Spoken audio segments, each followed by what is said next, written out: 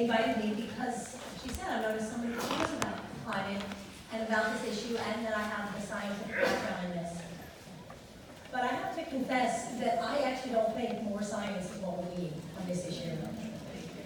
In fact, after more than 20 years of working on this issue, or 27 if you include my pre-graduate school interest, and after studying, researching, and speaking about climate change literally all over the world, I have to say that more science is not what we need, and so far it's not working. We know for decades that climate change is a threat to all life on Earth, but we have yet to act on that knowledge. In 1957, Roger Revelle told Congress that by burning fossil fuels, quote, human beings are now carrying out a large-scale geophysical experiment of a kind that could not have happened in the past nor be reproduced in the future. 1957 was in fact the year that the term global warming was first coined. He said that the Earth itself is a spaceship and warned that we endanger our own lives when we pollute the atmosphere. 30 years later, in 1988, James Hansen told Congress that he was 99.9% sure that the Earth was warmer than at any other time in measured history. That, in fact, there was a clear cause and effect relationship between the greenhouse effect and this warming, and that the likelihood of freak weather was steadily increasing. A year later, the UN formed the Intergovernmental Panel on Climate Change. And since then, tens of thousands of scientists from every discipline imaginable have worked together to produce 5 assessments. The 6th is on the way. Every single one has said the same thing, but with increasing urgency and detail. Climate change is real. It's happening now. We can do something to prevent disaster, but we must act immediately. And still, no action. Not only has all this science not led to action, or any reductions in greenhouse gases, we are steadily increasing our emissions. The only thing that has decreased emissions over the last few decades was a recession, when we were forced to cut emissions.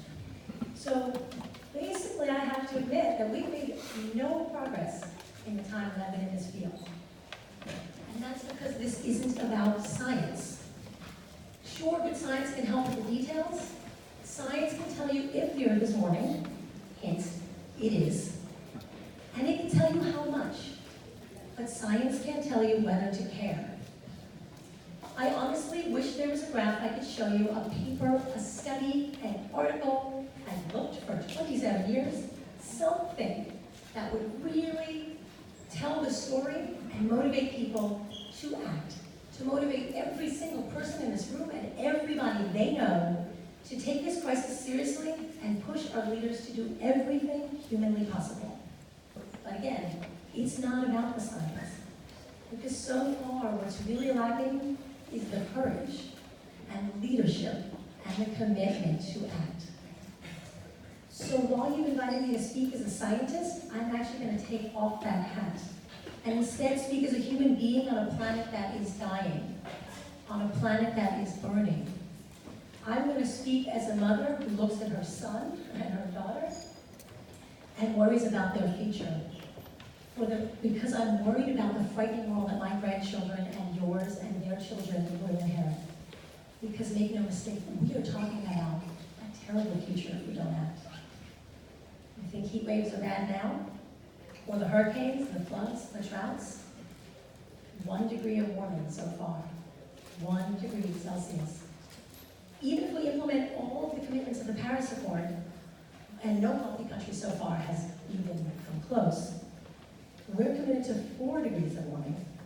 And if we don't reduce greenhouse gases and keep emitting the way we are, 6.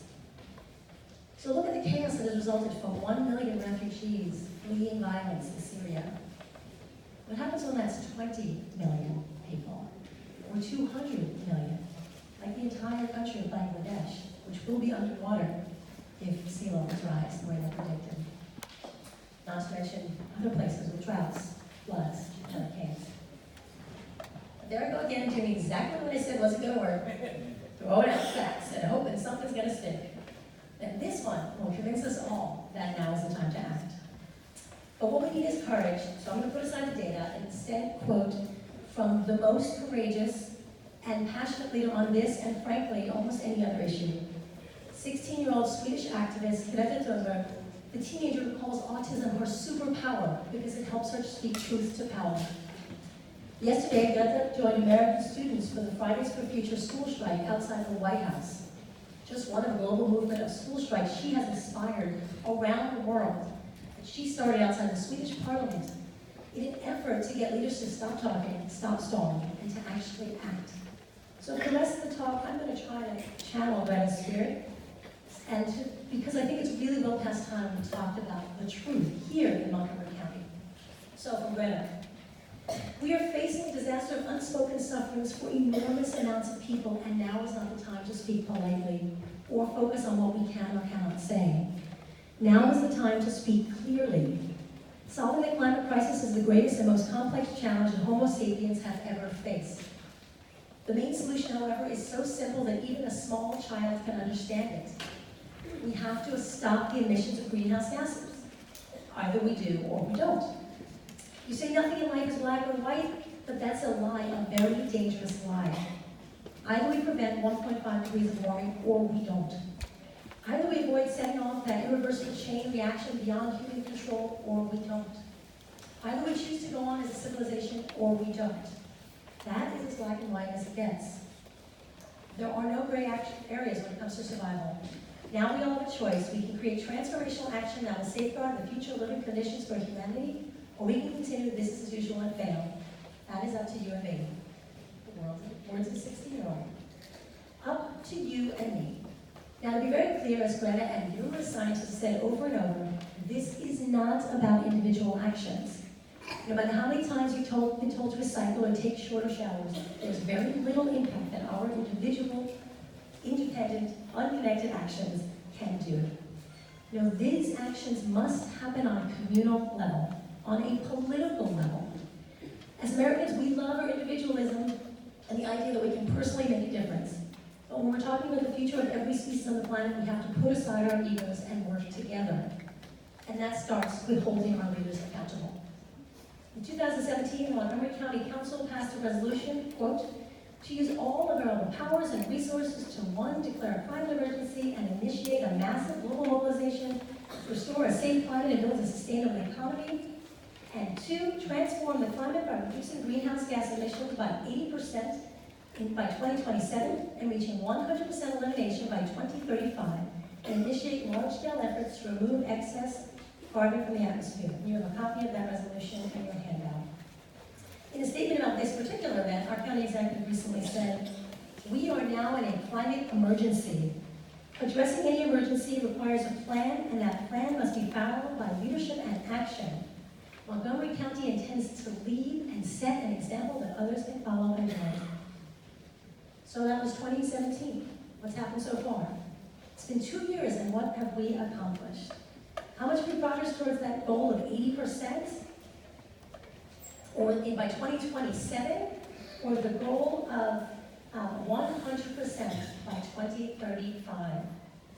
That means 0 greenhouse gases emitted anywhere in Montgomery County by 2025. By 2035. I'm afraid you can guess what I'm going to say. Nothing. Climate groups in the county have given the government a score of 32 out of 100 for their inaction on this issue so far, and that scorecard's in your handouts too. Does that sound like an emergency response to you? Is that how you want the EMTs and paramedics acting if you call 911 because someone you love is having a heart attack, or bleeding on the ground, or your house is on fire? We know what we need to do, just like Greta said, even a small child can understand it. It's no mystery. We need to stop emitting greenhouse gases. We need to stop burning stuff to make energy. We have to convert every single building to 100% renewable energy, which means every furnace, outlet, and gas stove. Every single one, residential, commercial, schools, where we are right now. Every building in the county and every bit of that energy needs to come from clean, renewable solar or wind. There has been some discussion of using the International Green Building Codes, but that will only apply to future buildings and future emissions. There's nothing to cut our emissions today, which, by the way, are 2/3 of the greenhouse gases emitted in the county. It means no more internal combustion engines, period. No more burning stuff to move cars. We need massive investments in public transit in order to reduce the number of cars, because there's literally not enough rare earth minerals to make all those electric batteries. That's why they're called rare earth minerals. We need to convert every single remaining vehicle to electric one, which means every single county vehicle, including all of our public buses and school buses. But MCPS is still buying diesel buses, and our supposedly climate-friendly VRT is going to run on fossil fuel buses. So buses have a 20-plus year lifespan. We're supposed to have 0 greenhouse gases in 16 years. That doesn't add up, so either somebody really can't count, or they're not really serious about this commitment. We also need to stop burning trash.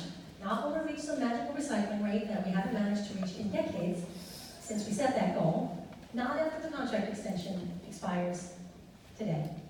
We need to stop sending thousands of, or tens of tons of horrible, dangerous, toxic ash to Black communities of Virginia.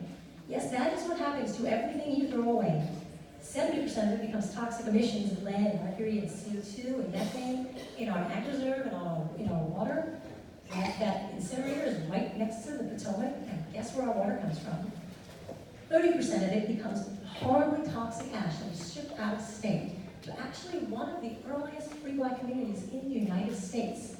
That's called environmental racism. You know what's really simple? Our state government calls that renewable energy.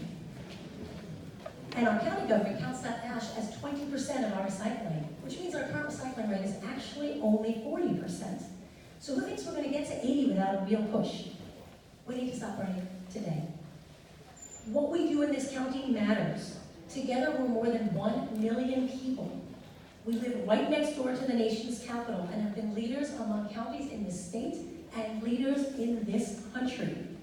Now is the time to act, to set an example that others can follow. Again, I will leave you with a quote from Greta. Today we use 100 million barrels of oil every single day. There are no politics to change that. There are no rules to keep oil in the ground.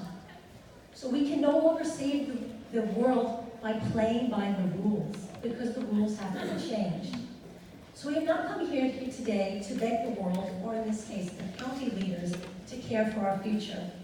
We've come here to let them know that change is coming, whether they like it or not. The people will rise to the challenge, and since our leaders are behaving like children, we will have to take the responsibility they should have taken long ago. Change is coming whether we like it or not. The climate is changing. Without action, the changes will be terrifying. But we can change our politics and create a different future, one of hope and beauty, one where we not only survive but thrive. That is up to you and me. Join Greta in the climate strike next Friday.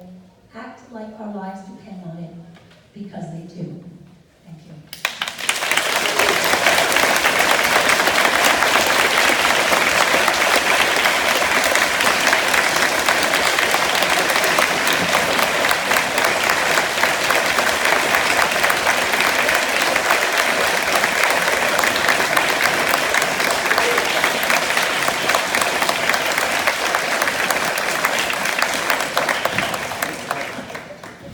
Thank you, Danielle. Inspiring words and clearly giving us a mandate for the amount of work we have to do. I'd like now to introduce Jacob Princeton, who will be the moderator for the panel discussions and the Q&A sessions. Jacob is the environment reporter for WAMU Radio. His work has appeared in many national programs. He's been recognized by regional and national awards, and we're very happy to have him today. The first panel will include Wendy Howard of Montgomery Green,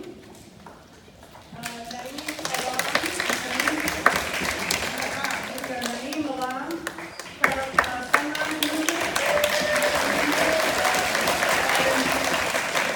and Bill Ragen from Labor Network for Sustainability.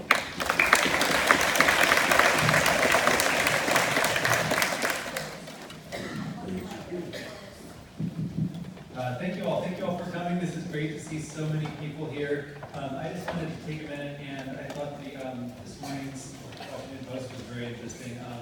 The front page was the top right, column full, climate fears growing, which is kind of a terrible headline, but they did a poll and found that 8 out of 10 Americans understand that the climate is changing and that humans are causing it, which is a much higher number than previous polls that we have found. And I thought that was a pretty amazing thing. But you flip to the inside, and on page A16, you find that people don't want to pay for switching away from fossil fuels.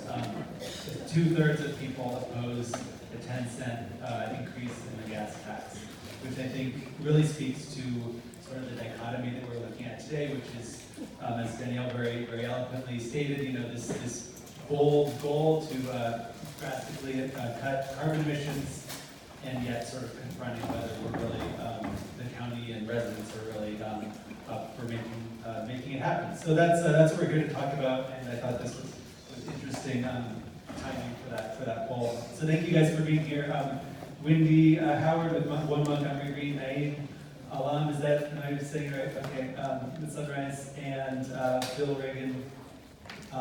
Thank you so much for coming up, and I'm going to let you all take just about a minute or two to introduce yourselves. Tell us what your group is, who you represent, what your constituency is, and why climate change is important to them. That's a big question. I'm Wendy Howard. I'm Executive Director of Montgomery Green. With our partners Bethesda and Poolsville, we represent a pretty good cross-section of Montgomery County. Our focus is primarily promoting sustainability, promoting green practices, whatever we can do. When asked the question of sort of, why is climate change important, there's so many things. I mean, Danielle spoke to quite a few of the reasons why we should be concerned, but what we're hearing from people is not so much the discussion of climate change, but of the impact of flooding in my home. This is something I hadn't seen ever in 20 years. The health risks that we're seeing from extreme heat, the increase in or the decrease in our ability to handle these kinds of emergencies, because we just never had this thing happen here. So what I'm hearing from a lot of people is, how do I handle it? How do I prepare for these effects, the extreme weather, the things that were going on? So I'm hoping we can have some answers today. Hello everybody, my name is Naeem. I'm a member of the Sunrise Movement, in particular the Sunrise Movement DC Hub, which also does work in Montgomery County. And for those of you who might not be so familiar with our movement, we are a movement whose purpose is to switch the United States to 100% renewable energy, particularly within the next several years, and to create millions of good-paying jobs in the process. I'm going to try not to rehash what other people have said, because we want to add to this discussion as much as possible. But it is true that climate change poses an existential threat to this planet. It's true that it is already affecting the planet and neighboring countries, including the Bahamas, as well as other countries all over the world in devastating ways. We do not equivocate on that point, and we want a 100% transition to renewable energy and sustainable energy as soon as possible. But that said, something that we in Sunrise think a lot about, and something that we think is important for all of us here to think a lot about, is how we can make that transition not just quickly, but also justly, so that low-income communities, communities of color, the labor community, and working-class people as a whole, as well as the American population as a whole, are not negatively affected by any of the changes that are made. We want this to be a sustainable transition in an environmental sense and in an economic sense, and we're dedicated to make that equitable as much as possible. I'm hoping we can discuss some of the nuances of that up here with you all today.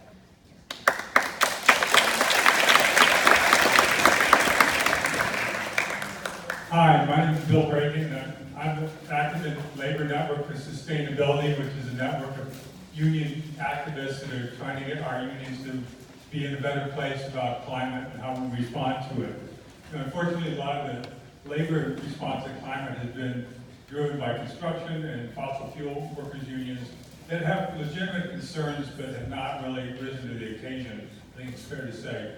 But that's starting to change. My union, the service employees union, represents healthcare workers, public sector workers, and we know the whole economy is going to change from top to bottom. And, we're seeing it in so many ways. And, we need to be part of making that change happen. Because you can solve the greenhouse gas problem and not solve any economic justice problem. There's a lot of outcomes here. And we want to be part of making sure that this is a good outcome.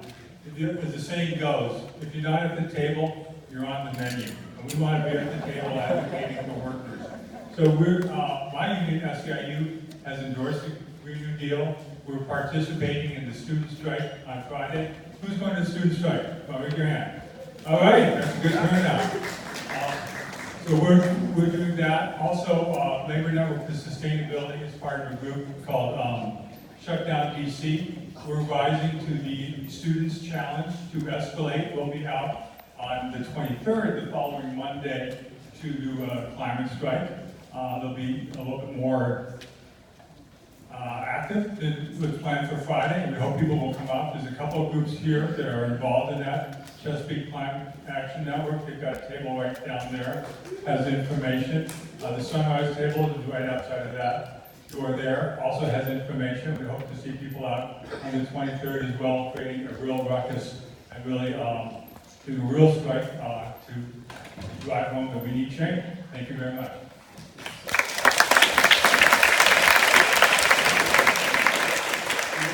For that. I wanted to start by, we've heard a lot about sort of the magnitude of the problem. It's a global issue.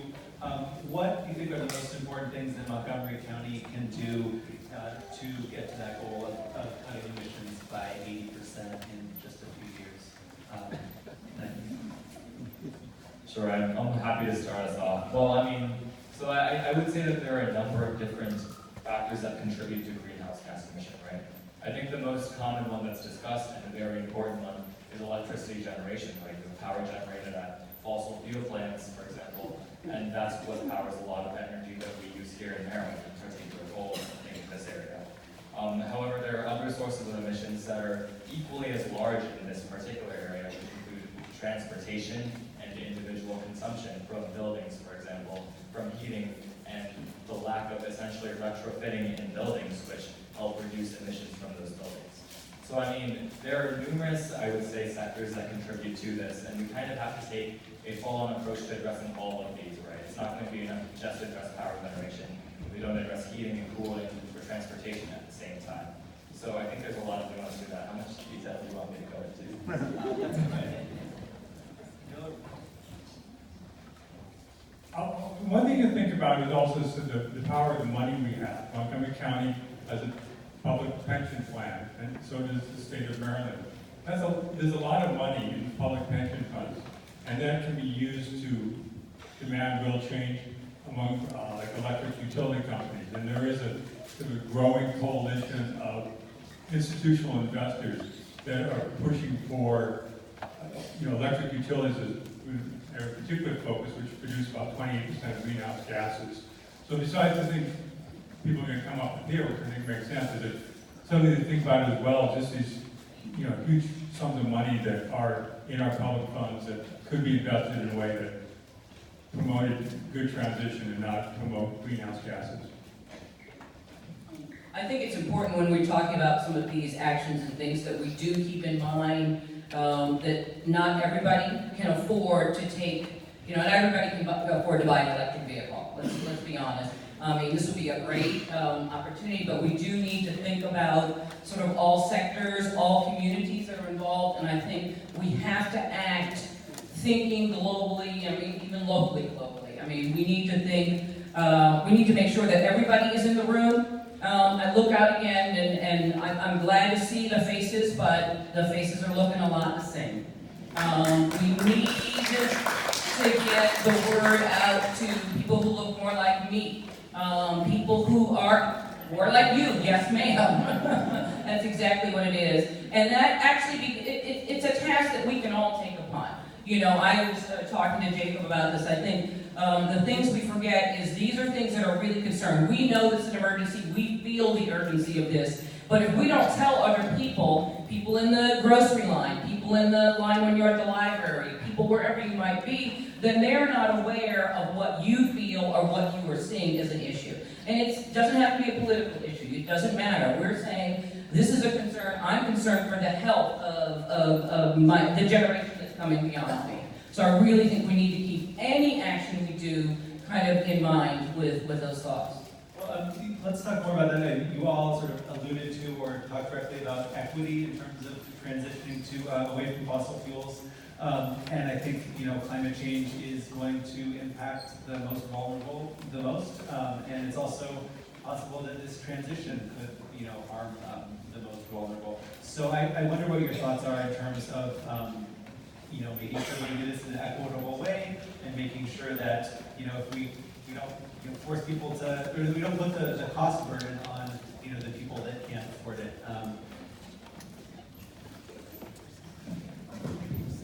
Sure, I guess I'm starting off this discussion too, but just talking about some of the specific approaches we can take, right, to addressing this issue. One proposal that I've heard about pretty frequently when speaking to communities and also to elected officials is the idea of retrofitting buildings, right, to cut down on emissions and to make them essentially greener than they have them to meet Energy Star standards, so on. I have different proposals for this.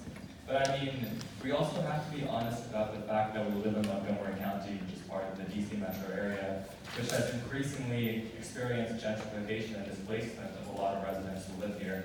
And a concern that I've heard raised about some people from local communities is, well, it's great that we're doing this to cut down on energy costs and sort of make these buildings greener and more appealing, but we're concerned about how that might affect our rents or how that might affect whether or not we're able to stay here.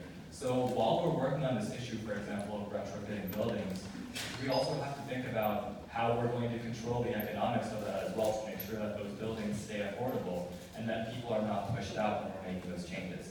And that's just one example. I guess another example that you all may be familiar with the issue of equity is, I'm sure you're all familiar with the Clean Energy Jobs Act, which was passed by the Maryland State Legislature earlier this year, which had pros and cons. And I'll be objective about it. It's great that there are subsidies going to actual renewable energy, but a concession that was made in that process was that incinerators were included under that, and two communities, for example in Baltimore, would work very hard to shut down incinerators. That's a huge concern because it's those low-income and predominantly minority communities that we're talking about. So we have to make sure that we include these concerns and bring people from all these different communities of different makeups to the table so that we don't overlook any of them. I guess I would say when we talk about this, we need to remind ourselves, and the folks we're talking to, that this is, at its heart, not a crisis about carbon dioxide and methane. This is a crisis about equity and democracy. Otherwise, this would have been solved a long time ago, right? So we've got to keep that in mind, why this has not been solved, who's standing between us and the solution, and also what kind of false solutions they're going to come up with. We've just heard a few examples. And so we need to be pushing for a real clear analysis of what's going on and clear analysis of what kind of just transition we want to a sustainable economy that works for all families. Can I just jump in, Wendy? You mentioned electric vehicles, and I thought it was interesting. This came up in the, I don't know who's watched the CNN town hall on the Democratic candidates, but it kept coming up like, are we going to force people to buy electric cars? And you sort of alluded to that too. There is a cost to changing how we power our society. What do you think about that issue of people worrying that it's going to raise their bills? Well, I think it is a real concern. I think people are concerned that, it often comes down to the bottom line. If you've got to feed a family of four, these are the concerns you have to be. You can't be worried about, the cost of an additional car when you maybe don't need it. We can encourage public transportation. There are other opportunities and options. We live in a pretty spread out county here, so public transportation is not always the easiest answer. I know there are solutions. The key that I keep coming back to is that we just need to make sure that we're all in the room. As you alluded to, if you're not at the table, you are on the menu. So we need to make sure that the right people are in the room when we're having this conversation. And I think it becomes a personal responsibility for all of us to make sure. If we just personally took one other individual and made sure they were part of that conversation, I think we could make a difference. And what is the role of county residents? And I think, Danielle, I really like what you said about, it's not about sort of individual choices, it's about societal choices. And yet, it seems like you're saying we really do have, residents, we really do have a role to play. So what do you all think of what people who live here need to do to make this happen? If it's not, just making sure you recycle or use the right kind of straw or whatever. Sure, so there's a lot to be said about that, and I'm sure you all have some tab too, but something that, we in the Sunrise Movement have been finding in recent years, right, is when we're having negotiations about these sorts of issues and deciding what do we want to do at a county level, or at a state level, or even at a national level, right, what we found is that if you want to make sure that the interests, right, of these different groups are brought to forefront, you have to start by having them at the table as well. And to an extent that begins with different organizations reaching out to other organizations. But to another extent, if we're talking about what individuals can do, part of it is just turning out for other events, that are related to working class issues. And then perhaps we can count on people from those other organizations to turn out for us as well. To give you an example, this morning, I came from an affordable housing forum that Hans Riemer and Delegate Stewart and a few other elected officials have been putting on in Montgomery County, I think it was in Rockville, if I'm not mistaken, at the county council building. And there they were talking about exactly some of the equitability issues, which, we haven't really heard in this discussion so far. So, if we want to be more informed on what other movements are concerned about, we kind of have to turn out for them too. And then maybe then, when we sort of build a solidarity relationship between economic justice and environmental justice and racial justice movements, we'll actually have more people than just those of us in this room at the table. And, I love all of you here. It's wonderful that you're all here. But, with just a handful of demographics, we're not going to be able to win this fight. We need to get everybody out and make sure everybody's represented. And maybe that starts with us going to events.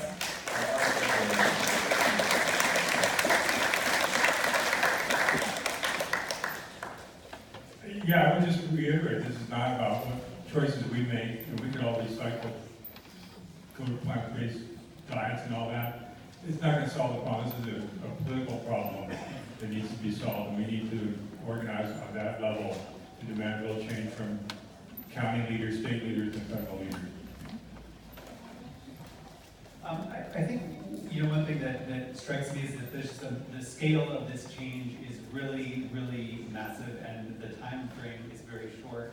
And it's not like there's going to be some solar panels and it'll be fixed. It's behavior changes throughout society. I wonder about and the sort of the initial working group report that the county staff came up with laid out a bunch of this, and I think we'll get into this later. But this will involve difficult choices. This will involve politically difficult things. How do you I guess help your elected officials along that path that is going to be making choices that may not be popular or that may have real strong opponents. And I'm sorry I keep pointing to you, but I just love the youth involvement in here. I just get excited. That's why I want to hear what you have to say. I think, when we're talking to, I think people do need to actually talk to their representatives. I think they need to say, this is how I feel, this is what I see. I think too often we have a tendency to elevate the officials and feel that they won't listen to us, but they live in our neighborhoods. They are people that, we see in the grocery store. So my suggestion to everybody is to reach out, to talk to your elected officials about what's going on personally. Your personal experience, I think, is how we get them to listen. Yeah, it just reminds me of the story about President Roosevelt, who met with some labor people. They wanted him to do something, and they gave him a pitch why he should do this. And he said, I agree with you, but now you're going to have to make me do it. Right?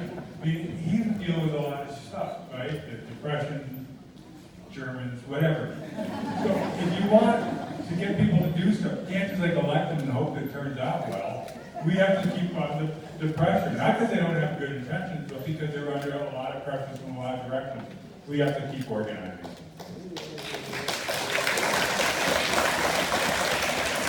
I 100% echo the sentiments of my comrades on the stage up here. That's totally correct. We do have to keep organizing. And we also have to be intersectional about how we do it.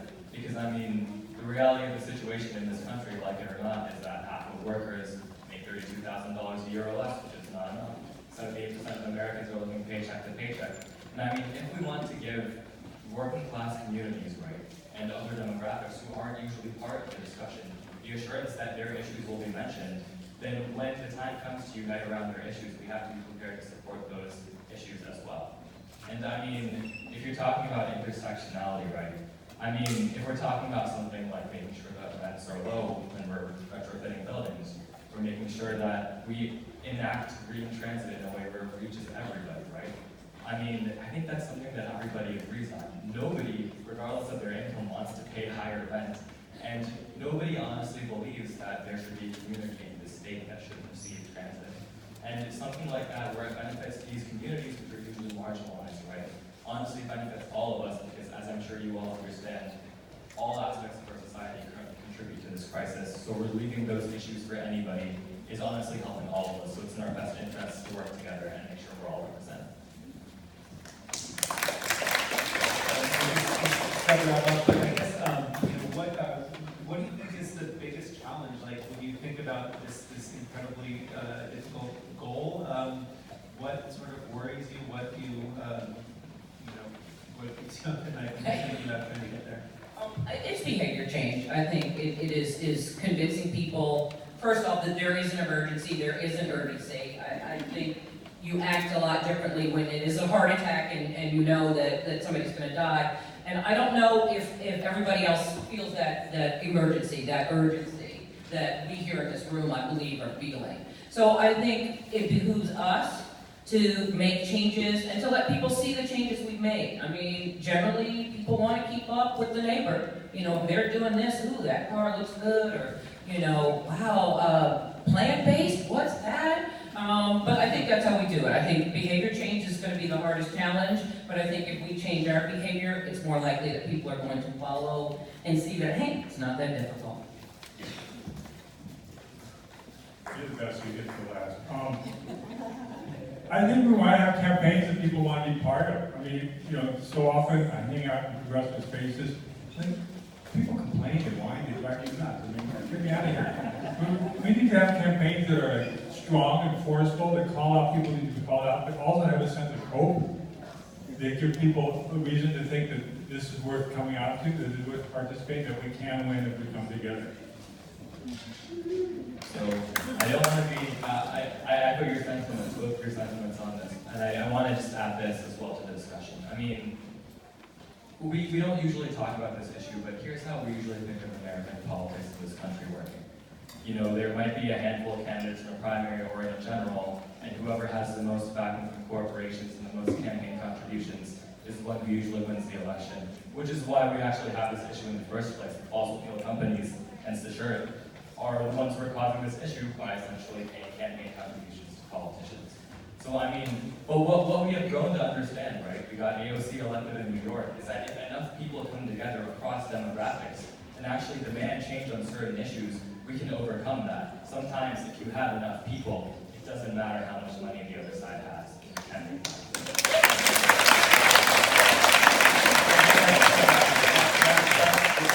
Thank you, Wendy, Bill, and Naeem, and you'll be back to answer audience questions. So transition to our next panel. And I just wanted to remind everyone you have cards in your little packet if you want to ask a question. That's a good place to do it. And write clearly so we get rated. And also if you want to write your name and where you're from, that would be helpful. Thank you very much. Tom Hucker was not on the council back during that time. Yeah, he was in Annapolis, he was a state delegate. And anyway, I got it thinking, you know what, if I'm gonna make a difference here, it will be on affordable housing. So from that day on, that has been my issue. Purple Line has been my issue in the area of making sure that everybody benefits from the Purple Line. That includes people of every single income level. For example, during the Leetonsville master plan, there's a light industry area. My colleagues, all due respect to them, they wanted to, upzone that area to make, fancy mixed housing. But okay, we have low-income people who live there. They should benefit. They should stay there. So long story short, I was able to get 4 people to work with me to keep the light industry in that neighborhood. And it is important because when we talk about transit, we talk about housing, we need to make sure everybody benefits. And that means making sure communities who are there stay there. Otherwise, we're not doing anything. That was my quick intro.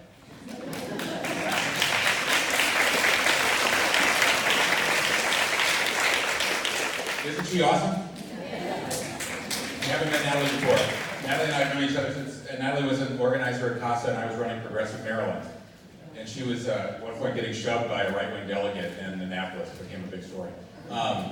Anyway, my name is Tom Hucker. I know many of you. It's great to see so many old friends in the crowd and so many new faces totally committed to addressing our climate emergency. It's really fabulous. I mean, look at this room. It's incredible.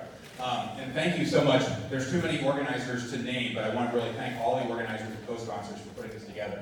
It couldn't be more timely. Many of us have been working on climate issues for years to address this emergency, and it's finally getting the traction, not quite that we need, but a lot more than we had even a year ago. It's the #1 issue for Democratic primary voters. It's the reason somebody like Jay Inslee got in the Democratic primary race in the first place, and while he didn't catch fire, he's already gotten a lot done. He ran on an all-climate platform, and then when he gets out, Elizabeth Warren says, I'm going to just take over his whole platform. So that doesn't happen by itself. That happens because you and all of our friends all over the world and all over this country have created a market for it, a political market for it, because, as they say, if the people lead, the leaders will follow. And that's what's happening finally on climate. So we're doing intros.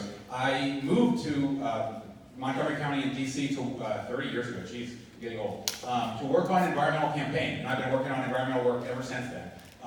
After college.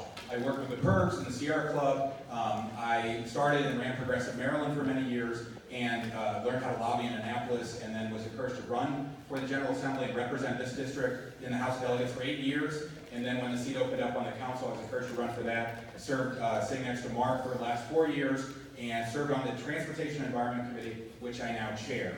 So we're both very eager and excited to pass the climate emergency with Jim's and everybody's advocacy a couple years ago, and now we are going to try and do everything we can to meet the challenge and get to the very, very ambitious goals we set. But we can't do it by ourselves. We need your help, and we need every one of you to contact every one of your friends that's not in this room. So I'm eager to work with you over the next few years to make that happen. Thank you very much for doing this.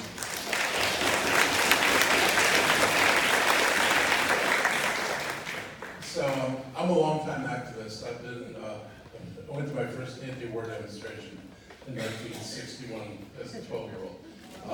And I was at King's March on Washington. So I've been doing this a long time. And I'm a believer that climate change is absolutely real, and I believe that for a long time. And the problem is turning perception of reality into everybody's perception of reality. I'm looking out at this crowd, and I gotta say, you're pretty close to 95 out of 100 people being white in this room. And that bespeaks one of the big problems in climate change movements is the ability to reach out to a broader spectrum of the population.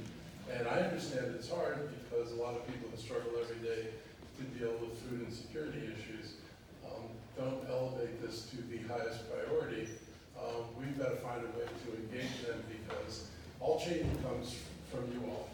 For years people have come to me and say, so this is what we want, how are we going to get it? And my line is always, you all got to create a movement.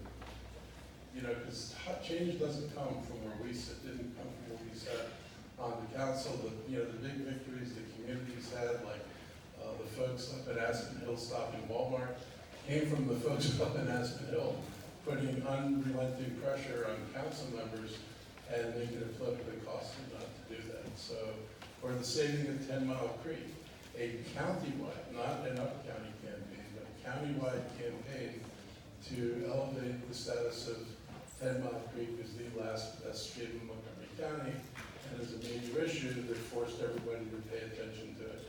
And that's what produced a 9-0 vote out of people who normally would not have voted 9-0 to do that. That was not the first take of the council. I know because when I was on the council, there were efforts multiple times to avoid even going to review of that project.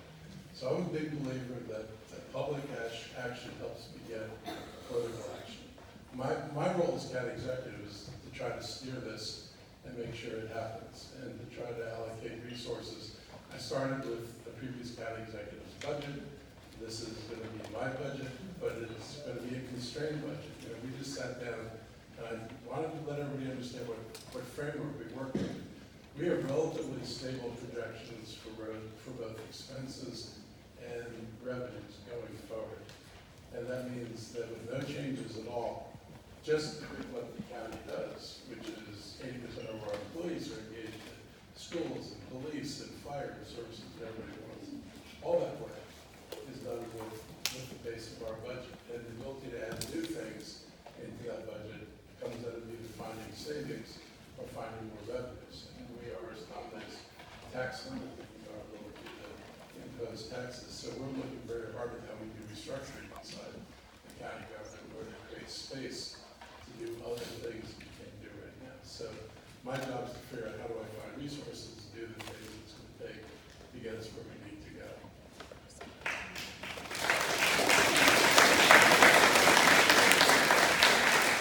Good morning, everyone. I'm so glad to be here with you this morning. I feel this positive energy in the room. I'd like to recognize all the organizers for putting this great event together. My name is Adriana Hochberg. I'm one of the Assistant Chief Administrative Officers for Montgomery County Government. And I also have the grateful privilege of wearing a second hat, which is to serve as the Climate Change Coordinator for Montgomery County, which is no small job. A little bit about myself before I go into talking about our climate planning process. I'm part of an immigrant family. Most of my career has been spent working for local government on energy and environmental issues. I spent the last 11 years working in DC on these issues. But for most of that time, I was actually a Montgomery County resident, and so was just thrilled by this opportunity to work here in Montgomery County where I live. One of the best parts of my new job, I have to say, is being able to leave my car at home and walk about a mile every day to the bus stop and then take a quick bus ride to work. It's just amazing to be able to contribute my own small personal way to reducing greenhouse gas emissions on a daily basis. I think that Montgomery County government has to play a very important role in tackling the climate emergency, both through planning for the future as well as implementing solutions. The county recently started a climate planning process to figure out how do we strategically reach the 80% reduction by 2027 and 100% reduction by 2035. We have convened several technical working groups by tapping into the expertise of community residents from our county who have a great deal of knowledge on the subject matter. In fact, I recognize several of our working group members here, so if you could please stand or raise your hand if you're a member of a working group. Excellent. Thank you so much for your commitment to this effort. And the county also has to play a very important role in implementing bold ideas and solutions to address the climate emergency. But government by itself cannot do it alone. This is such a complex challenge that all sectors of our community have to work together. My son recently turned 6 years old, and he told me the other day, Mommy, to stop climate change, we're going to have to call everybody in the world. We're going to need 3 phone lines. One is not enough. And we're going to have to call 100 people.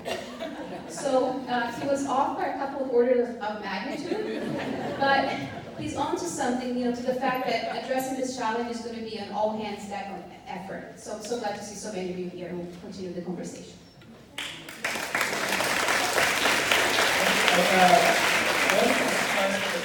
With just a big picture look at this. I mean, if you just kind of look around right now, everything that we do in our lives comes from burning fossil fuels. I mean, the electricity that's lighting our buildings, the cars and buses that brought us here. So I want to just ask, what will the county look like in 8 years if we meet this goal? How will people's everyday lives be different? What's it going to look like? And maybe I'll start with you, County Executive. So I don't think, unlike skeptics, that This means you have to go back to caves. I mean, there's this line, this perception out there that dealing with energy and dealing with climate means giving up everything. It just means changing how we do a lot of what we do. And you can change what you do and still enjoy a totally modern life. This is not impossible. It's going to require more than us, because, for example, to meet any of the requirements on electrifying things, for example, you've got to have a radical change in the electric grid. I was looking at the numbers for Pepco, where energy comes from, and it's like between coal and natural gas, it's more than half the energy comes out of that. 44% or something comes out of nuclear, of which I'm no fan either, and that leaves very little in the true clean energy space. And so we really going to need, I think what you'll see if we're successful is more rooftops with solar. You'll see more solar on top of garages. You'll see the spaces that I think ought to be captured first, which are the interior spaces in the county, that they'll be largely solarized. I'm hopeful that there are real innovations in storage. The thing I'm really wishing happens, because it changes what the county can mandate, is the creation of window glass that generates electricity. And I know people are working on it, it's actually out there. And what this gives us, the government can require only that which exists. That's one of our limitations. So to the extent that solar windows become available, the ability to say when you upgrade a building, you have to use a solar window becomes an option. It's the same way I want to approach plastic utensils, is that there are now totally biodegradable utensils out there. Vendors can buy them in mass quantities from vendors. This is the time to make a switch away from plastics into renewables. Same thing with single-use containers. As things become available, this is what I think government's best role is, and we played this role, the federal government played the role of clean air and clean water. Once you know the technologies can deal with the problem, somebody will produce a product. As soon as one person produces a product, there's a market, somebody else is want a piece of that market, and their piece will come by producing a more effective and less expensive piece of equipment. I think that once things become available, we'll see a spiraling of availability that will make it totally feasible for us to mandate things. So that's what I want to see. I don't want to see an electrified bus system running throughout the county.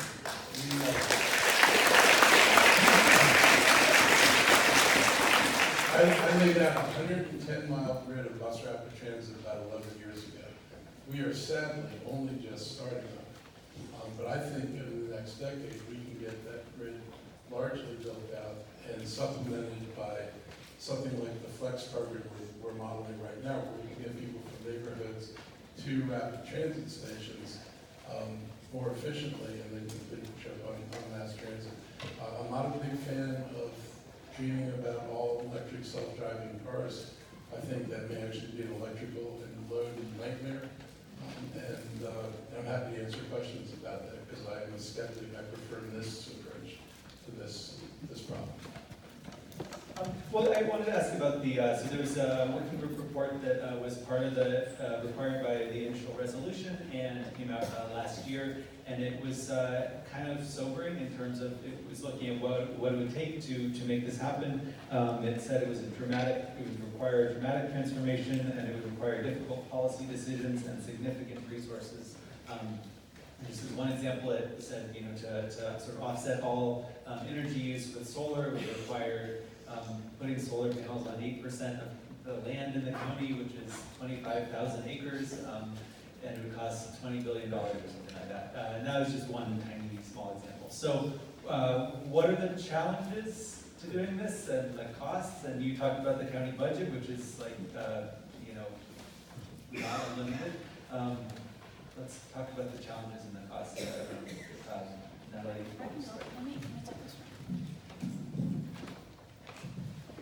I'm just gonna give you, we have a lot of technical reports in working planning, way too many. I think what we need is more of a political will to actually implement things. I see myself in a position of power, and then you think, how can I use that power to actually make an impact, right? I only have 3 more years left in this gig and then I'm gone. So I'm looking at Thrive Montgomery. Okay, if you haven't heard about it, just go to thrivemontgomery.com. There's an environmental table right outside with these pamphlets. We are basically creating a policy document for Montgomery County, and I need your participation. We deal with master plans. In our master plans, we talk about, gas emissions, we talk about noise, all those things that have to do with climate change. But I think we need to go beyond that. I want to see smart buildings.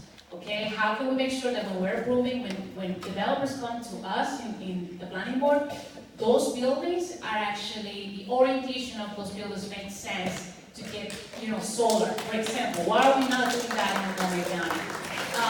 Why are we not making sure transit?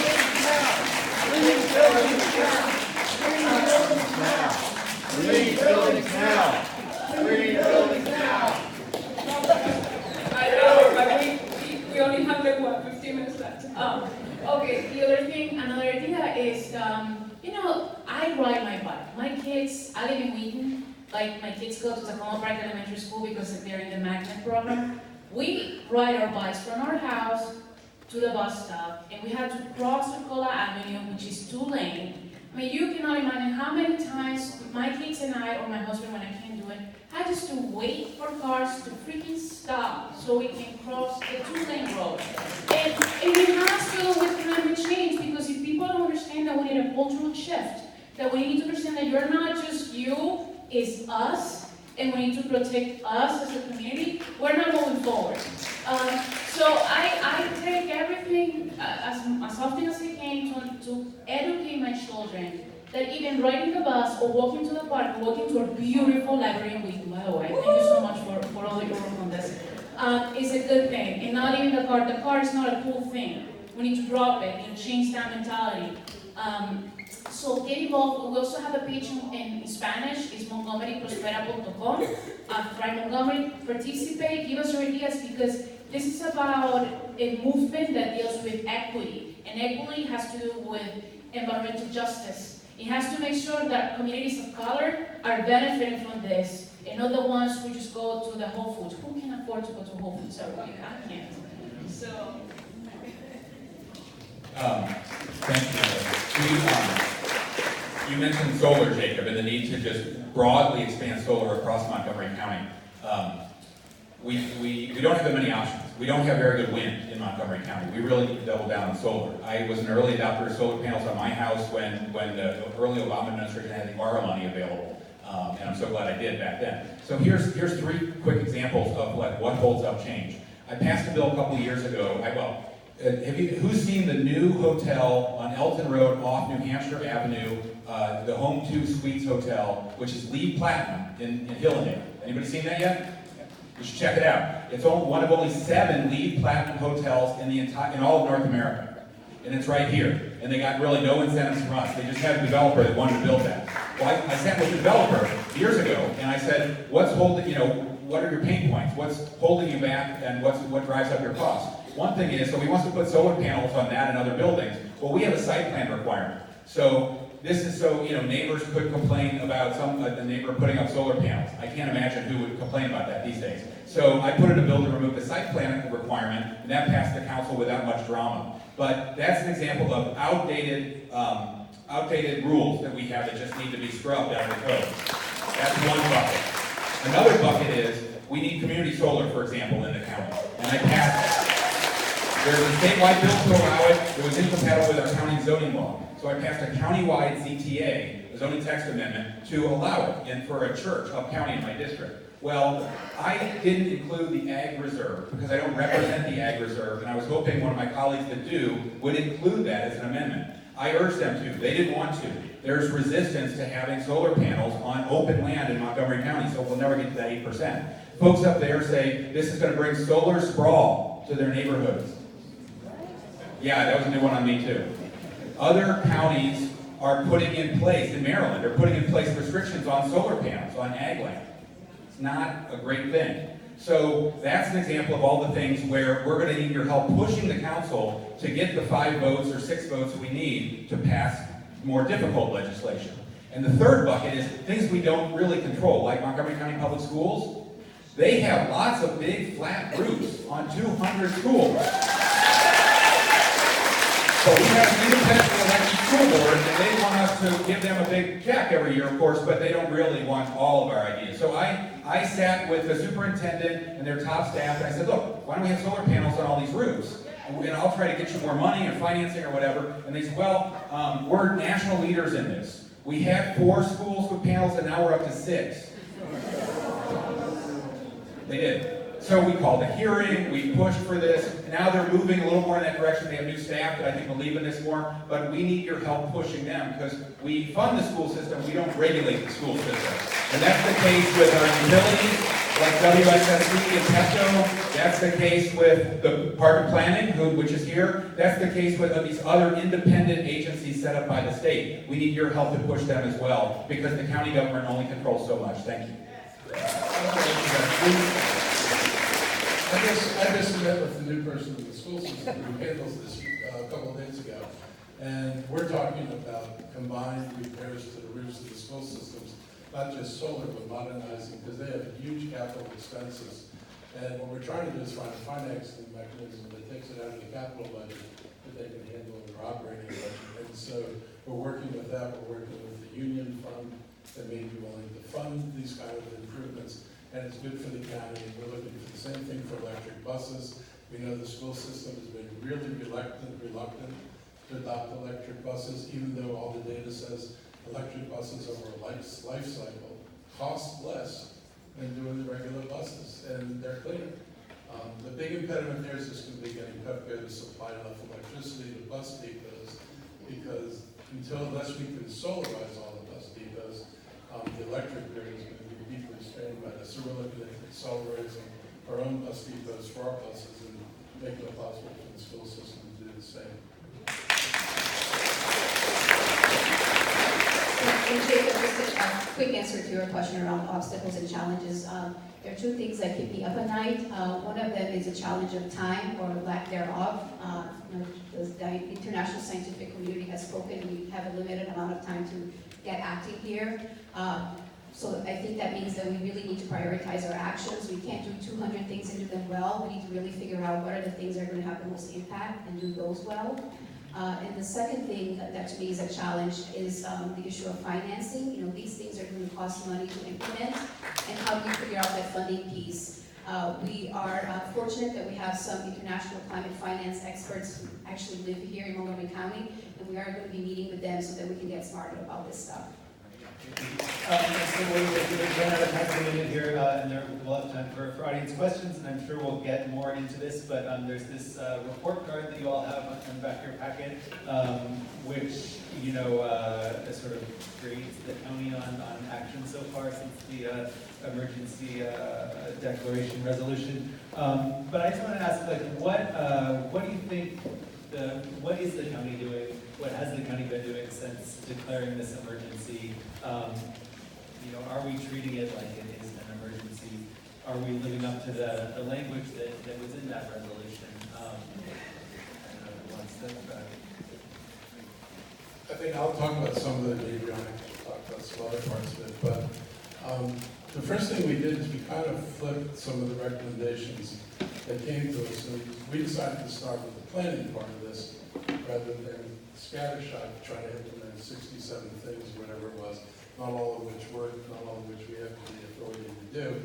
And so we convened these working groups, and there are 3, soon to be 5, and the goal is to tackle the individual sectors first. We've added the sequestration, adaptation segment, and then a public relations segment. So we're hoping that the report develops a set of recommendations that are implementable on a reasonable time frame and that we can actually do, and that it's being compiled by some pretty amazing people. No. She says, Oh, you guys stop. Okay, last you'll have a chance to respond when okay, very quickly, I will say that, look, as I was saying before, I see it as, you gotta make an impact right now. I'll give you one example. The other day, in my 5 years on the planning board, I think I have missed probably 5 sessions at the most. I missed one session when this developer came in Bethesda. It was a preliminary plan, and he was supposed to give 15% in PDO, and he was instead giving 12.5. So when he had to come back for the site plan, I put my foot down, and I said, I am not gonna vote for this unless he gives us the 15% in PDU, okay? Because that will be, and PDU means the affordable housing units. You may think that's a little thing, but that's like, there were like 2-3 additional units because of that. That's like over $500,000 on that site plan, and you had to do it. So it's like understanding that you cannot be apologetic. If you're in a position of power, you need to like react right away, make a decision, and move on. Otherwise, you're taking space and get somebody else to do it.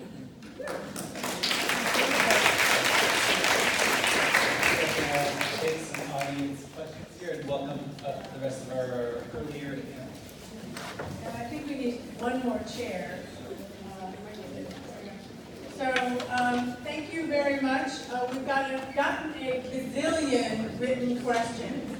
So might not be able to get through all of them, but all of the questions will be forwarded to the county folks afterwards. We'll type them up and send them to them, and maybe get some answers. We'll see. But back to you, Jacob, for the rest of them.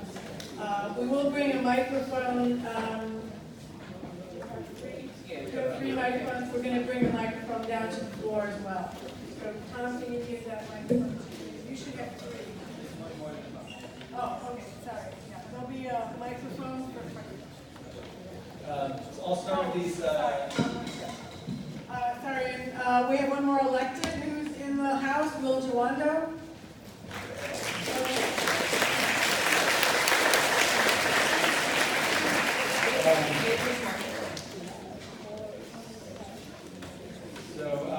We have a number of topics. We're going to start with building codes, and this question is for the elected folks on the panel. Do you support legislation requiring that all existing buildings use renewable energy by 2027, either by retrofitting or buying renewables from the grid? Yes.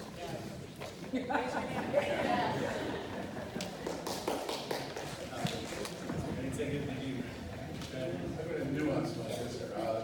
Yes, if renewables on the grid are available. I am skeptical of RECs. I got to say this. If a building here produces polluting materials and you get to get your credit, which is what Montgomery County does, which I'm not particularly proud of, so we continue to increase our emissions while claiming we get massive amounts of energy cleanly. Not a single electricity that I buy from West Virginia reaches here, so we continue to burn and do things we should not do because we can whitewash ourselves by buying RECs. I'm in favor of figuring out how to really electrify the grid and electrify people here. Look, I've got 2 electric cars. I am very skeptical to go out and talk about how clean I am because I know that my energy largely comes from PEPCO coal-fired power plants. This is not, this is not a good thing. I'd be much happier if it was clean, and if I didn't have to cut down trees, I'd put solar panels up.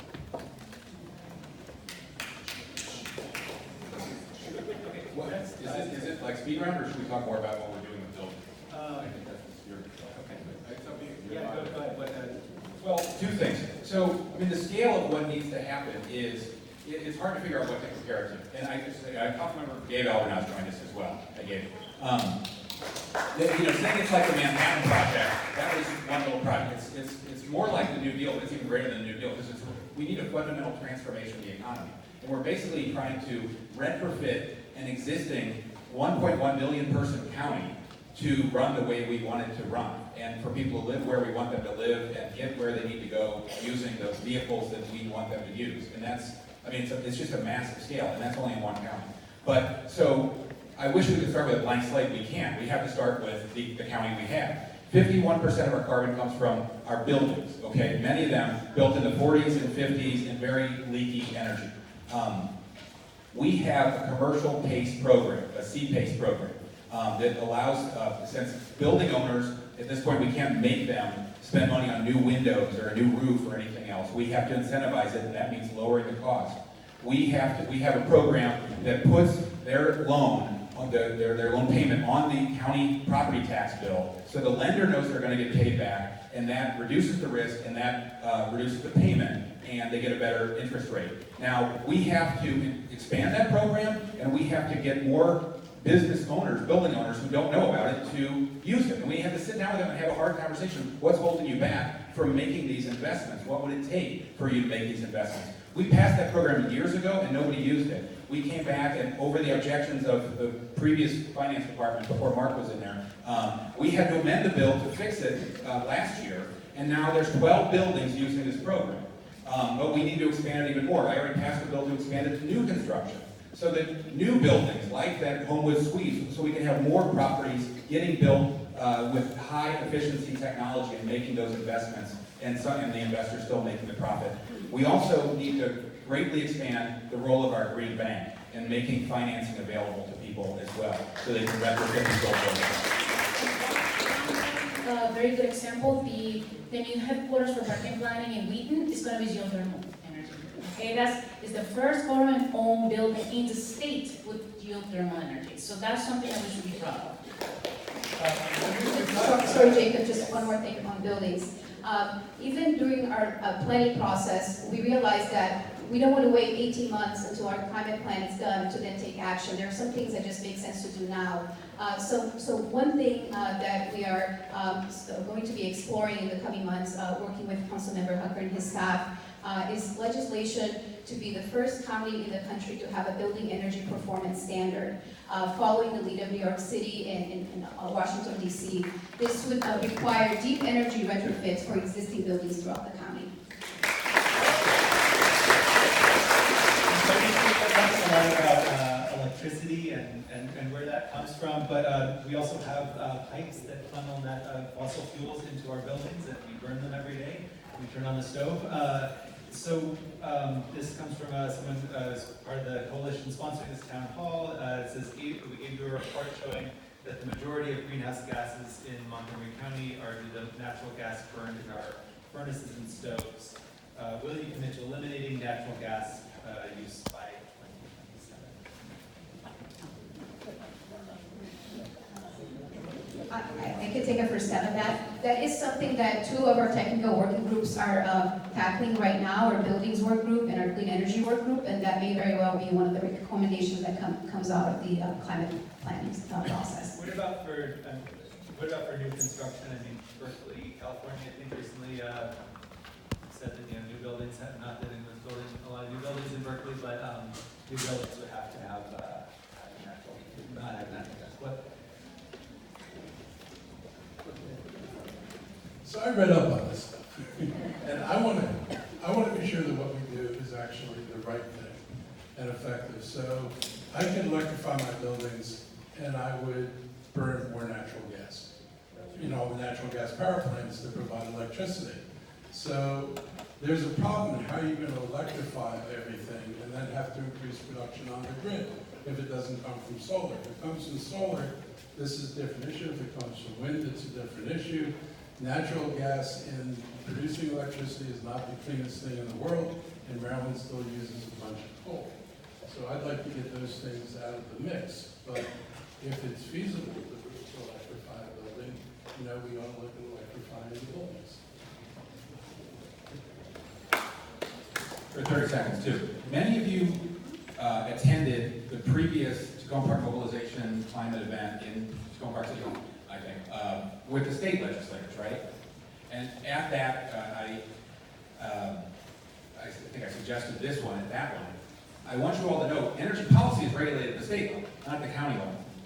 And we have great state legislators in Montgomery County. They pass great stuff. We finally got the Clean Energy Jobs Act passed last year, thanks to the advocacy from many of you. But all of you should know, we don't establish incentives for, and we can't, for energy production. We can't really change the energy mix very well, except for what we're buying ourselves as consumers, not as producers. We don't write the energy rules, the state does. We'll be advocates for better rules in Annapolis. We need all of you to join us in that, but we can't do it by ourselves.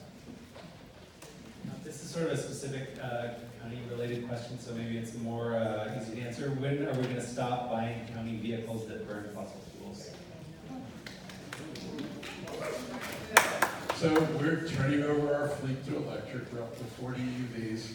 We're going to continue to buy EVs. My stupid vehicle will get replaced by an American-made EV, hopefully one of the new Ford EVs that's coming out that'll satisfy security and satisfy my desire to switch over to electric vehicles. The buses are going to become electric. People are beginning to look. I talked to the fire department about the feasibility of electric trucks, and the impediment they've got to figure out is the pumping power, which would require a lot of energy storage on a truck, which means more batteries. But we're going to continue to look at that, and I think just in general, we'll electrify as much as we can. We are limited by what we've got in our budget, so we buy X number of vehicles a year. I would love to see this Ford vehicle come online because the price looks pretty close to what other vehicles are, and it's all electric, and it's got a 370-mile range, which no police officer uses in a day. And so if that vehicle becomes effective, and it can be outfitted with all the stuff that they're electric vehicles, and in the regular vehicles, I'd like to start switching that fleet over as well. In the Parks Department, we have also changed our fleet to electrical. We haven't done it in planning yet, but I was actually, and I'm going to bring it up during the budget discussions that are happening right now. We don't have, and we just got 4 mowers for parks, to cut the grass, that actually produce less noise than the usual ones, and that has to do with climate change, minimize the amount of noise that they make. I wish we could see one of our trailers with solar panels or car fleet can be, getting electricity from solar. I think that's just a common sense, very quick and easy to do. So you'll see that in our budget coming up to you soon.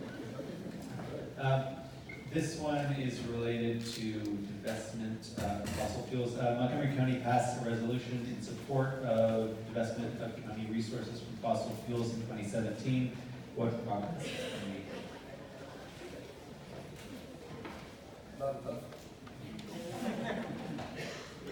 Enough because the investment board makes those decisions, and the council didn't mandate an action, it mandated a report. So I've got a report. The report doesn't say what we want it to say. And so we're going to, I talked to folks who led that issue, and we need to continue to work with the investment board to get them to agree that there's no financial benefit to investing in fossil fuels. It's a risk, not a benefit. We were on the same side of this, but getting this through last time, and maybe you can get it through this time. I sure as hell won't be to it. This one, I'll do one more from the cards. And that's with the county investments, but we're also now recently looking at what we could do with OPEB. And that's one more question from the cards here, and then open up the microphone. And this one, it strikes me that all governments do so much planning, and the pace of that is not the same as the pace of this goal that the county has signed on to in terms of transforming society in 8 years. So describe how the county is integrating the 80 by 27 into all plans. For example, the Montgomery County master, I can't read what this says. Anyway, so just describe how this is being integrated into all the county planning. Basically, the pedestrian master plan, that's what it says. We're working on the pedestrian master plan, we're working on the bicycle master plan past the council. These are plans that basically motivate people, encourage people to start using their cars and use more transit, right? But for that to happen, then we need better sidewalks. We need bike protected lanes. There's so many structural changes to actually achieve that goal. In every single master plan that we work on in sector plan, we talked about, climate change, okay? But at the end of the day, we need to change certain policies, and that's why the thrivemontgomery.com website, the movement that we're trying to do to change different policies county-wide, it's so important, and we need your participation to actually make this happen. So there's an aspect of, I think, lower hanging fruit, which is making sure that we buy, as people suggested, buy electric vehicles. when they're available. When it comes to building design, I look across the street at this new courthouse with south-facing walls with not a shred of solar on it. And there are buildings that have been built with solar panels on the walls. That building should have been built differently. What I'm going to ask is that we take a different architectural approach to this. Because if you ask traditional architects to build a building, they will build you a traditional building. If I bring in solar architects, and I've seen these buildings in other countries, it's like, I've got a south-facing wall. Tell me how I can put panels on the wall. That building has panels on the roof. And this is the problem with high-rises. The panels on the roof barely cover emergency lighting. So they don't generate enough money. The small footprint shared with a bunch of other equipment up there makes it very hard to generate electricity off a commercial building's roof to satisfy the needs of the commercial building. But going into their sides and going into their windows, I think, offers us new opportunities. Real quick before you move on, because you've been talking so much about electric vehicles, I do want to give a shout out to our friends in Poolsville Green who are hosting next weekend the largest electric vehicle show on the East Coast, the 4th largest in the world. That's in Little Poolsville. Over 200 owner-operated EVs will be there, as well as support from a lot of the manufacturers. There'll be Teslas. There'll be, I mean, it's an awesome opportunity. I know there are a lot of things happening on Saturday, but do sort of make your time to do it all if you can. So let's see if anyone has questions from the audience. There's a microphone right there. Yes, hi. This is Walter Weiss from the Montgomery County Faith Alliance for Climate Solutions.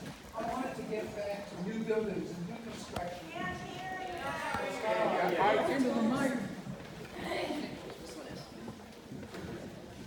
Hi, sorry. This is Walter Weiss from the Montgomery County Faith Alliance for Climate Solutions. I wanted to follow up on the new building question. Do you support having all new buildings in Montgomery County net zero energy by 2027? I would like to get there, and I'd like to have a building code that made that possible. I went to the LEED building forum they had this week, which is very interesting because LEED has been very slow in adopting energy standards. And now they have a LEED Zero and a LEED Net Plus. And they talked about the first Net Plus building in the region, maybe the country. Is an elementary school in Arlington. We're going to go take a look at it because that building is actually consumes or puts more energy into the grid because it produces more than it uses. And it actually it cleans more carbon than it throws out. And so I'm curious at how they've managed to both be plus on both. And if they can ever make that work, I want to see what we can do to incorporate it into our own standards. I was going to say, when I'm going to introduce legislation requiring something I tried to do as a council member unsuccessfully, that required that all houses by a certain date, like California has done, that houses and townhouses have solar roofs. That's a big way we can make a dent in getting things done by 2027. I wouldn't be looking at 2021 or 2022 as a deadline for starting that.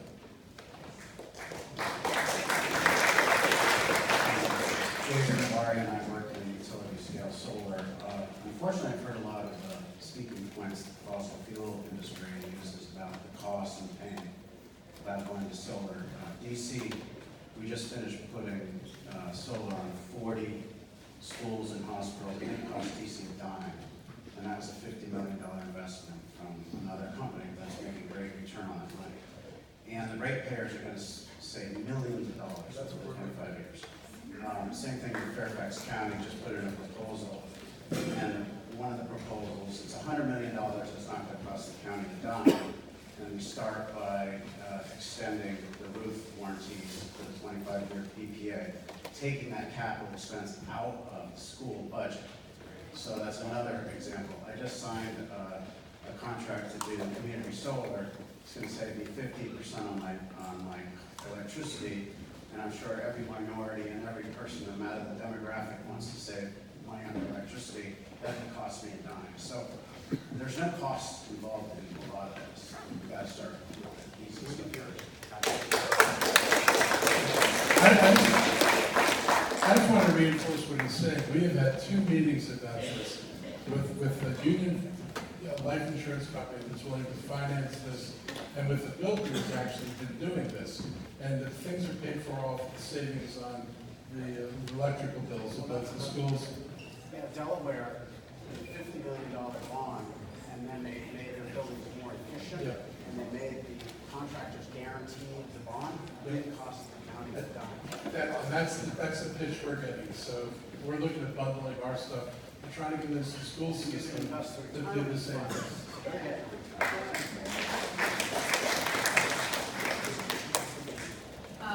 I do want to make sure that we have an opportunity to answer a question that I didn't speak to before.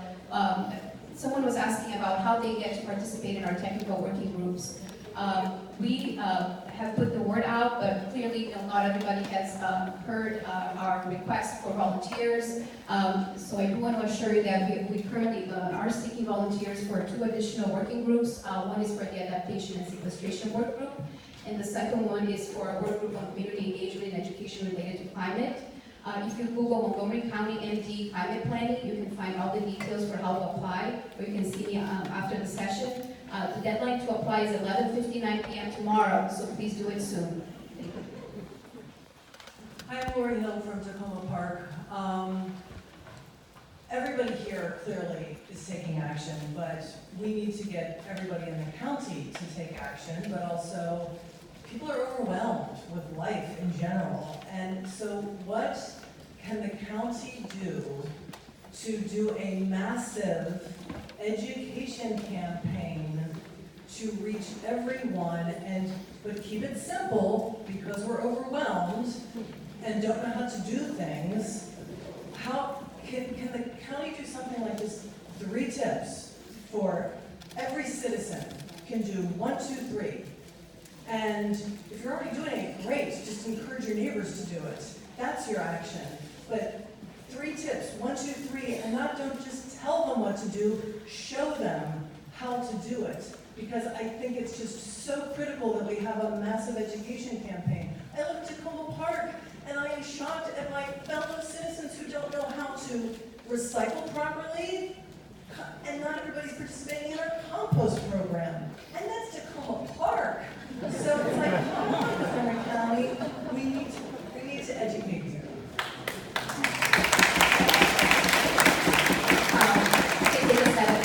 I think certainly the county government needs to do a better job of communicating to folks, and that is part of what our working group on community engagement and education is going to be tackling. But I'd like to put the challenge back out to you, because county government is not the best communicator in general. And so I think that it's upon the leadership of our community organizations, all sectors of society, to get the word out about this. Maybe an investment in some of the local groups that are doing that by the county would be really helpful.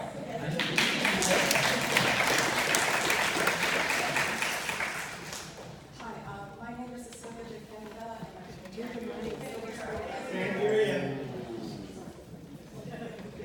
My name is Cecilia DeCanda, and I'm a Silver Spring resident. I would like to know if there's a way that we could request somebody to come up with a way to retrofit. You were talking about the buses that the school just bought, that they're all the old ones, but if people are trying to invent new buses, that would be the energy-saving buses, but we've got these other ones, can't we figure out a way to retrofit some of the old stuff? Because, I mean, you're throwing away a perfectly good bus with good seats and good everything. You know, what will we do when we have to throw away all that stuff? That's going to be another problem too. So if somebody can pursue trying to retrofit some of the stuff that we do have, maybe that would be helpful as well.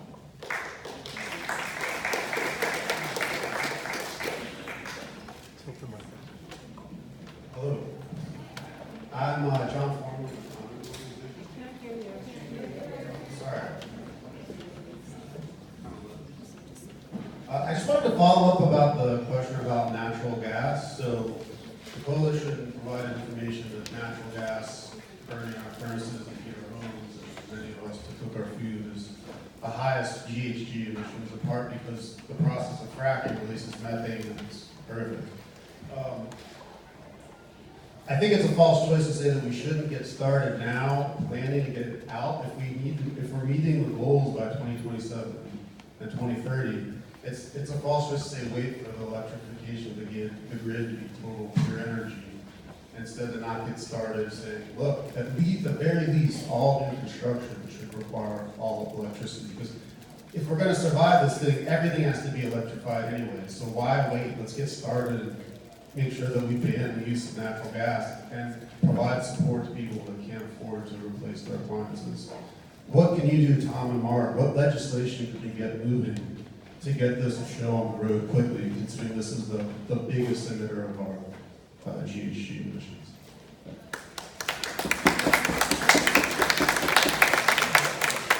And for sure, if we require electrical solar panels on residential rooftops and on townhouse rooftops, that there's no reason they can't generate enough electricity to offset the need for natural gas. And I would say that's an opportunity once we have an assured electrical supply for those houses, that's an easy transition to make. The commercial buildings are going to be a hell of a lot more difficult just because of the nature of the commercial buildings and how they power themselves now.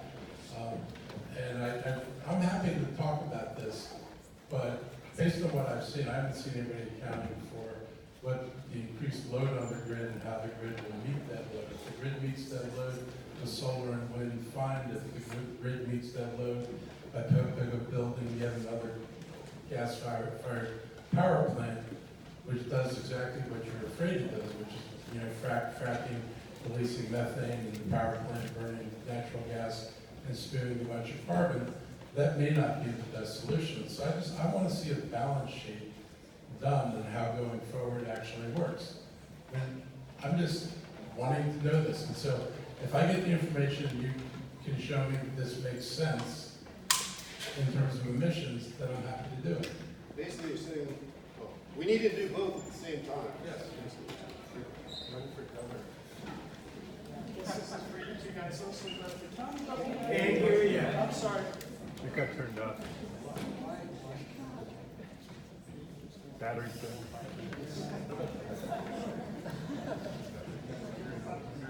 Yeah, the county doesn't currently have any incentives or bonus points for contracts for lower emissions. I haven't found anybody interested in electric mowers, which because they're not regulated as far as emissions that get off when a dozen cars get off. Can you do something about incentivizing, especially because battery costs makes the initial costs so much higher, but over, after the second year, to actually save the fuel costs.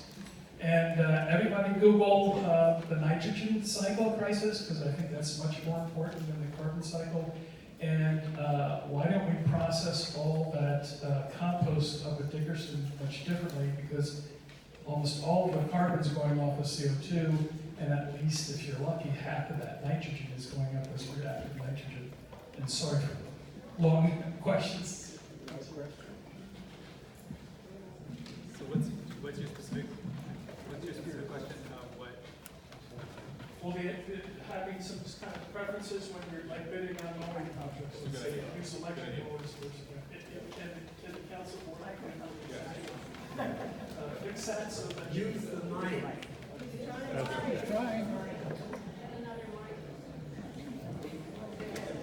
And then I'd like to see more looking at the nitrogen cycle, because things like nitrous oxide are 300 times worse than carbon, and that seems not to be on the radar.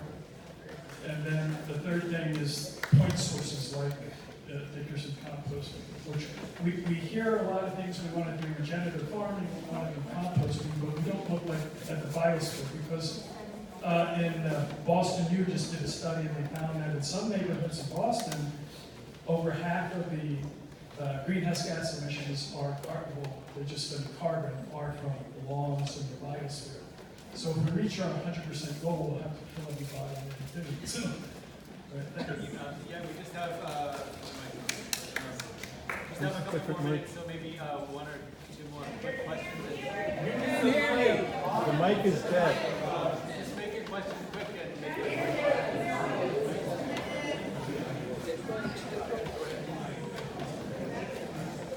I wanted to bring up an issue that I haven't heard discussed today, which is the role of land use and zoning.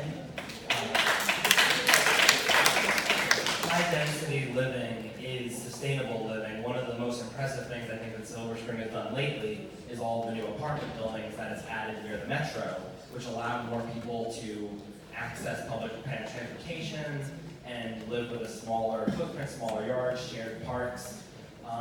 I'm worried that our housing policies aren't reflecting this. If we put solar panels on single-family homes near transit, that's not going to be enough because we need to allow more people to live near that transit in the first place. Same thing with a county-wide electric bus system.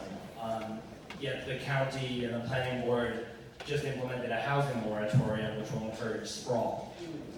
How will we increase density, allow more people to live near transit, which in and of itself helps with our climate goals? That's my zone. Thank you so much for that question. I was getting bored with electric. Your zone. No, my thing. Dude, yes, every single master plan that we're approving, it's about making sure we have high density and metro sites. And I'm gonna speak for myself, I have been a strong advocate for that. And it's sad that sometimes I see, and I'm just gonna call it as it is, I see progressive neighbors coming to us saying they don't wanna have the big buildings near the metro. Well, guess what? This is about making sure that we're fighting climate change. It's gonna affect your way of living, and you gotta deal with it. I've been in the Park Planning Board, and that has been the Bethesda Master Plan, the White Cave Master Plan, the Forest Land Master Plan that we just sent to the County Council. It's about making sure density goes there, and also not just the metro, but also the Purple Line stations. Yes, I can say no on the moratorium, and don't get me started.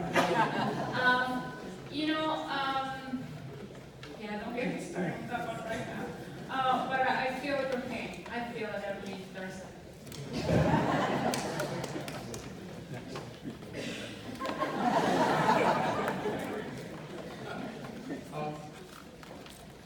The moratorium is because there's no room in the schools.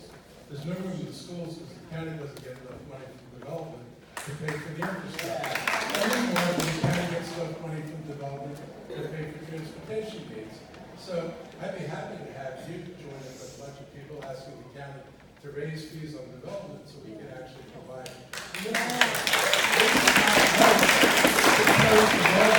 Children's education against this. And I gotta say something about high rises. They're not affordable. In Bethesda, where we did high density development, 80% of the units are one bedroom. The other 20% are a mix of two bedroom and efficiencies. We talked through our noses about integrating the west side of the county. We're not integrating the west side of the county with development in Bethesda and in Rockledge is all predicated on high-rise, high-density buildings at $300 or $400 a square foot to build that are unaffordable to the people in this county who need housing. And we talk about MPDUs, which originally were meant for people, fire employees and teachers, who make $60,000 plus. I've got tens of thousands of people in this county who make $30,000 or less and cannot find affordable housing, and not a stick of what we require is affordable housing for those people. So when we talk about affordable housing, it's more than MPDUs, and it's a hell of a lot more than what this county does, which is utterly insufficient. I think we are out of time for, so we're out of time. What's that? Well, that was a long question. Okay, one more question, and then we're gonna, that will be done, but that's, make it a quick question and a question. It's a quick question, but it's not a positive question. Louder. Yes, my name is Suzanne Richmond. I'm a resident of Bethesda and part of the Bannockburn Invisibility Group. With strong predictions of an upcoming recession, and we're self-employed, so we probably feel it faster than most people. How will these initiatives be funded and prioritized? Are you all thinking about this? And I would like the county executive to, and Tom Hucker, of course. I'm like your thinking about this. I had to sit and sit through a presentation of a 10-year financial plan, and it was an all happy story. It had to get built in the recession, and so I was staying even with no recession. I know recession is coming. This is one of the reasons why we are actually. This is one of the reasons why we are working to restructure the county government so we can create space. So I can hit a recession and not suddenly have to lay off people and cut programs. This is a hard thing to do. Not totally popular with everybody. Not everybody understands it. I get blowback all the time about what are you trying to do, but if we do not change the way this county functions, we're going to have a hell of a time weathering the next recession. So I'm aware. Just the last thing to add. The county, this is not all in the county government. And the county government can do everything perfectly and we still fail. If individuals don't, dramatically change their behavior, businesses and nonprofits don't dramatically change their behavior as well. A lot of the reforms we need don't cost the county government money. We can't direct, we can't control whether there's recession. We're at the mercy of forces at the state and local level, the tax revenue we collect. But a lot of this is cost-free, and a lot of this is on individuals and businesses and nonprofits. We have to change the rules. We have to eliminate some of those outdated rules that we have, and we need all of you to encourage change. 2 examples. We didn't talk much about other transportation.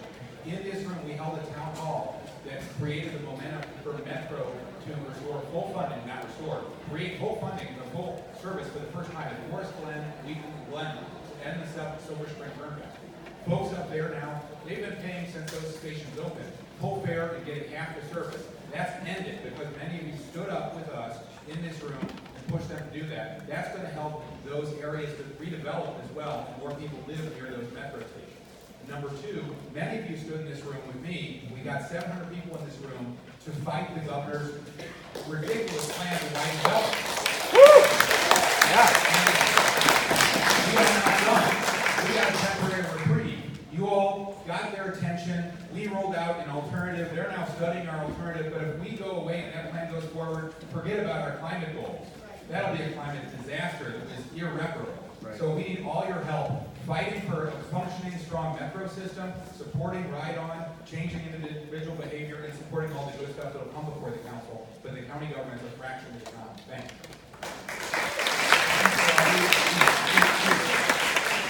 Hi, everybody. My name is Doris Nguyen. I'm from the Fani-González station.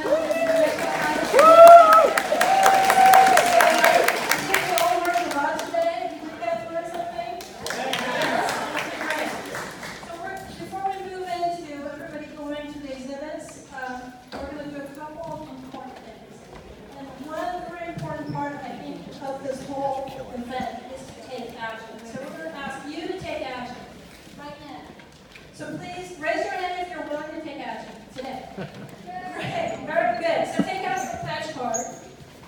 This is the yellow pledge for action card that you received when you came in this morning. If you don't have a card, we have ushers and a writing instrument, please. Ushers are passing out the cards.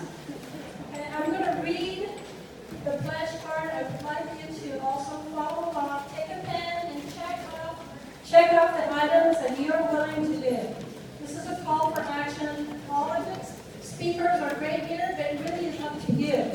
When I take out the pledge card, I'm going to start reading it. I pledge to do my part to reduce greenhouse gases 80% by 2027. Community actions. Complete by October 15th.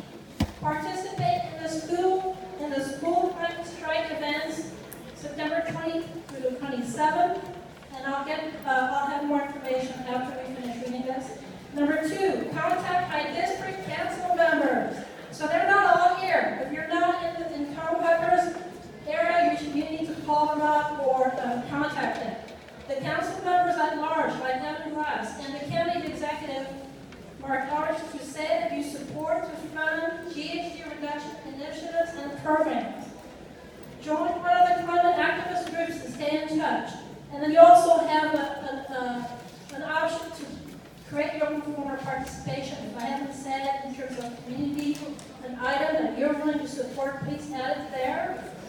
On the personal footprint part, begin as soon as possible. Switch home power sources to renewables, community solar, clean choice, etc. And by when, fill in the date. Compost, reduce food waste and/or eat less meat. Reduce the number of air trips I take per year. Sign up for a home energy audit. Increase my use of public transportation. And again, you have an option to fill in your own form of participation. So even if you're not from Montgomery County, I'm asking you to fill out the card and put on the back, I'm not from Montgomery County. We're gonna ask you to submit the top part. Tear off the bottom part is for you to keep, to remind yourself that you pledged this. Stick it on your refrigerator. Look at it every day. This is really important. This is the existential crisis that we are facing. All right, the next thing is put your email very clearly in print. What we're going to do is use the email to follow up and give you information on how to sign up for community solar, for example, who your council members are. There's also a website for finding out about the work groups and what they're doing. In the back of the agenda, you also have information about the technical groups, and you can find out what they're doing. All right, so please fill that out, and I'm going to bring in, while you're filling out the card, I'm going to bring out Jim Driscoll from the Common Mobilization and Rosie Clements from 6th grade, Powell Middle School. Hi, I just wanted to introduce Rosie. She's a 6th grader at Powell Middle School. One of the young leaders who really, in a lot of ways, were depending on leading us in this. While she was at Skillet Elementary School, where they're not allowed to leave school during the day, instead of the climate strike, she organized a climate walk-in. She negotiated with her principal so they could meet at noontime and have rallies and climate speeches. It's pretty amazing what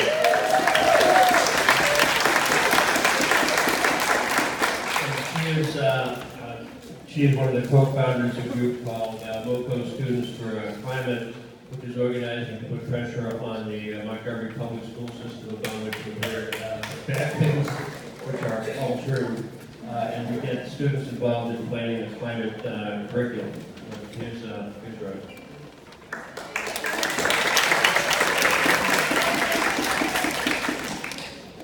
Hi, my name is Rosie Clements Coe. I'm 11 years old. I speak for the children. Climate change is not some future problem. The Earth has warmed by 2 degrees in the last century. Every day, kids and their families are dealing with floods, storms, fires, and droughts. Our oceans are choking with trash, and the 6th mass extinction is well underway. It seems that no one really cares. I was inspired by Greta to lead walk-ins last year in elementary school. When I started Cards in the Future, nobody at my school was talking about the climate crisis. Kids told me that they heard about the climate crisis at Fridays for the Future for the first time. Our parents and schools aren't teaching us the science of climate change.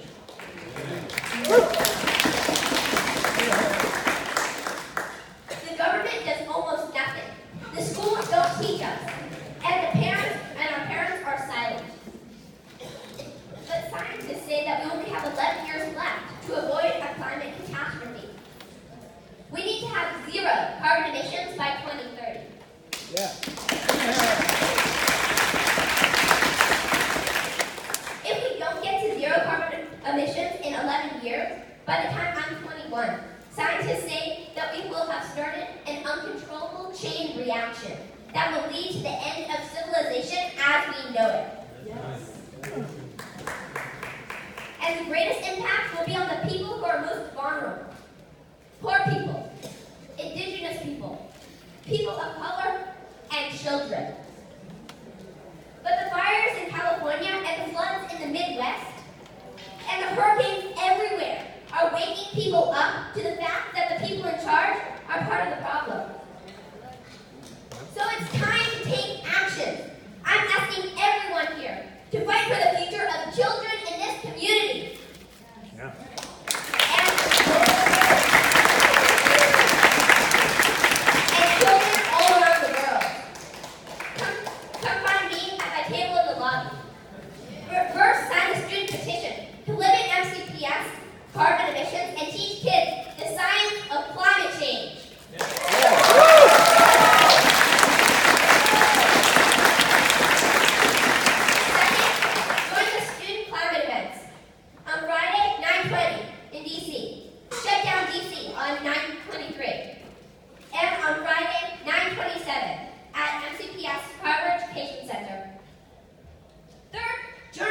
out there in the lobby and work with them to take action on climate change.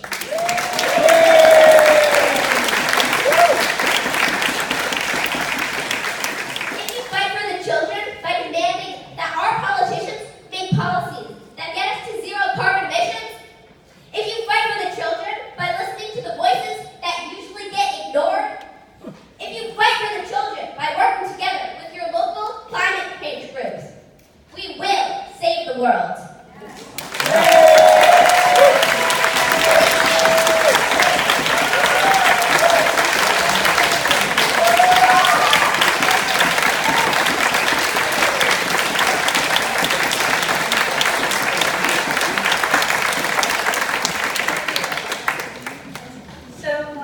Before we go out, I want to thank all the participants in the panel, the moderator, thank you very much, the volunteers, the organizers. For all the strike events hi, I'm Department Director of March on Maryland and Treasurer of March on National. For all of the September 20th climate strike events, strikewithus.org. If you are attending, supporting, or organizing an event that is not on strikewithus.org, please see me. I'll be out there. Thank you. Thanks. I want to thank everybody participating, especially also the participants of you all today who's committed to climate change and making a difference there, so thank you. We have some buckets around going off around for donations because we need to have, if we could help defray the cost of this event, kind of expensive to rent the space, so I would appreciate if you donate something. And then lastly, please come and visit the exhibits and sign up for with one of the activists. And the pledge cards, please turn off the top part and submit them as you go out the door. Thank you very much.